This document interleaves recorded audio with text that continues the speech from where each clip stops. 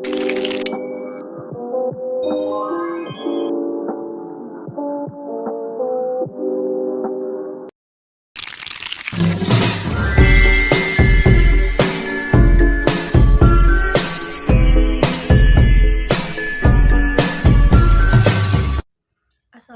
warahmatullahi wabarakatuh. Halo semuanya, perkenalkan nama saya Arifa dengan NIM C0E023022. Di sini saya akan menjelaskan tentang sel-sel dalam pemungutan pajak, kendala dalam pemungutan pajak, bentuk perlawanan pajak, pihak yang terkait perpajakan, dan penggolongan pajak.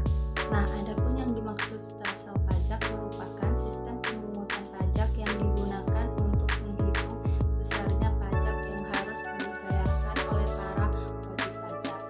Menurut seorang ahli perpajakan Siti Resmi, pemungutan pajak dapat dilakukan dengan 3 sel-sel. Yang pertama, sel-sel nyata atau real sel-sel. Adapun yang dimaksud dengan sel-sel nyata ini yaitu pajak didasarkan pada objek atau penghasilan yang nyata, sehingga pemungutannya baru dapat dilakukan pada akhir tahun pajak, yaitu setelah penghasilan yang sesungguhnya diketahui.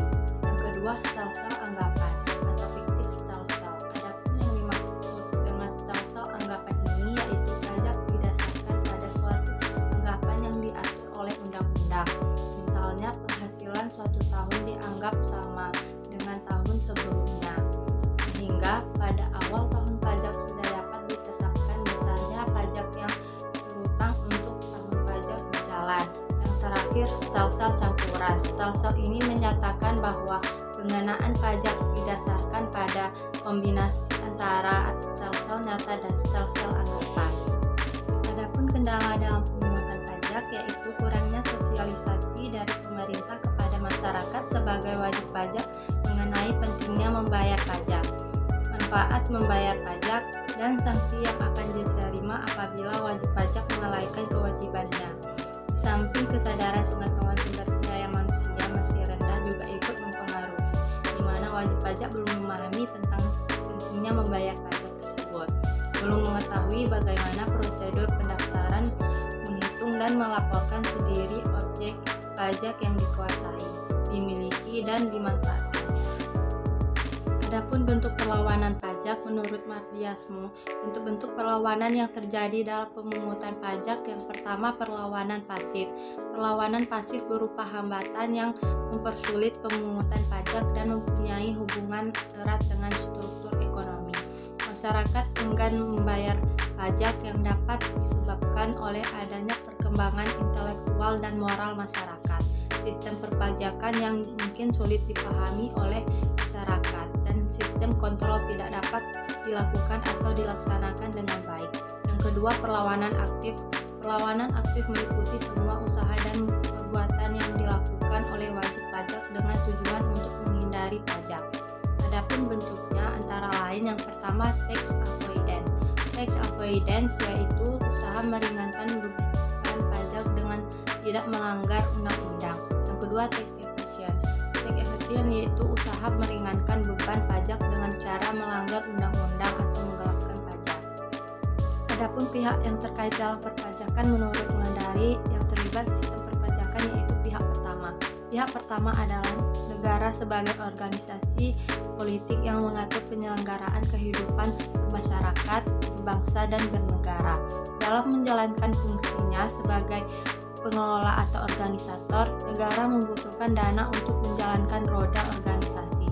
Selanjutnya, pihak kedua. Pihak kedua adalah lembaga atau institusi atau badan yang melaksanakan kegiatan usaha sebagai pendukung roda perekonomian dalam sebuah negara, baik badan atau lembaga atau institusi milik negara maupun milik swasta, sesuai dengan amanat Undang-Undang Dasar 1945 Pasal 33 Ayat 3 yang menegaskan bahwa bumi, air, dan kekayaan alam yang terkandung di dalamnya dikuasai oleh negara dan dipergunakan untuk sebesar-besar kemakmuran rakyat. Maka setiap badan atau lembaga institusi yang mengeksploitasi alam di Indonesia memiliki kewajiban untuk mengembalikan sebagai penghasilan dan keuntungan yang diperoleh kepada negara dalam bentuk pajak. Dan yang terakhir, pihak ketiga. Pihak ketiga adalah pihak warga negara atau perorangan yang bekerja atau berusaha sehingga memperoleh penghasilan.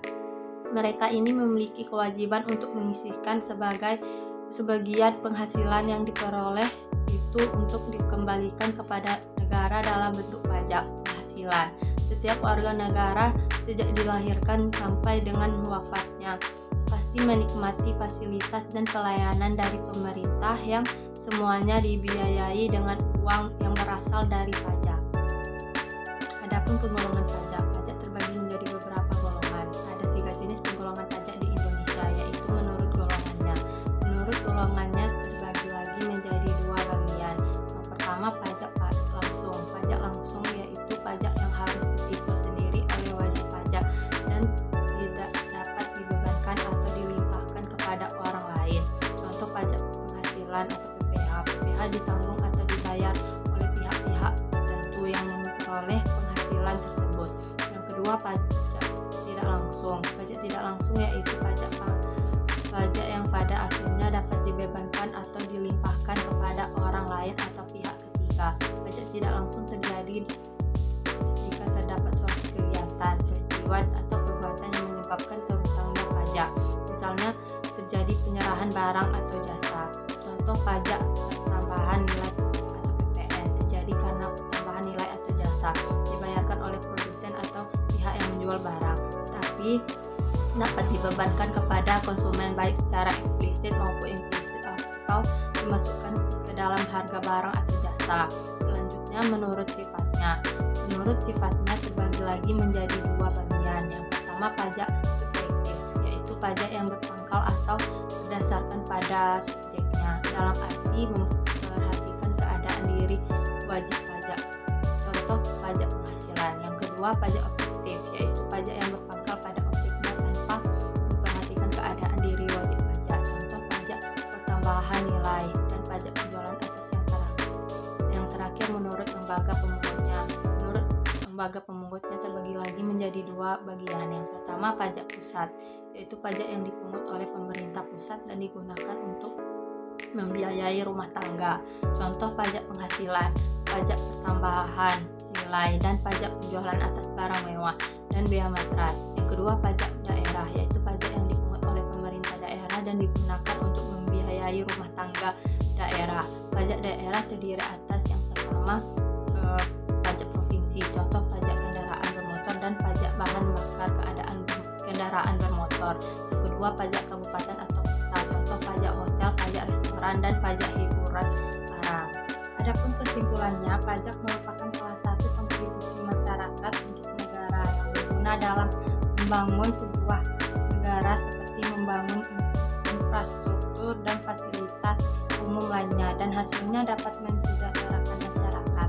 Di dalam perpajakan ada yang namanya stelsel. Stelsel pajak ini adalah sistem pemungutan pajak yang digunakan untuk melakukan perhitungan besaran pajak yang terutang yang harus dibayarkan oleh wajib pajak. Stelsel ini terbagi menjadi 3, yaitu stelsel nyata atau real stelsel yang didasarkan pada objek atau penghasilan yang nyata, stelsel anggapan atau fiktif stelsel yang didasarkan pada suatu undang-undang, dan stelsel campuran yang merupakan kombinasi antara stelsel nyata dengan stelsel anggapan.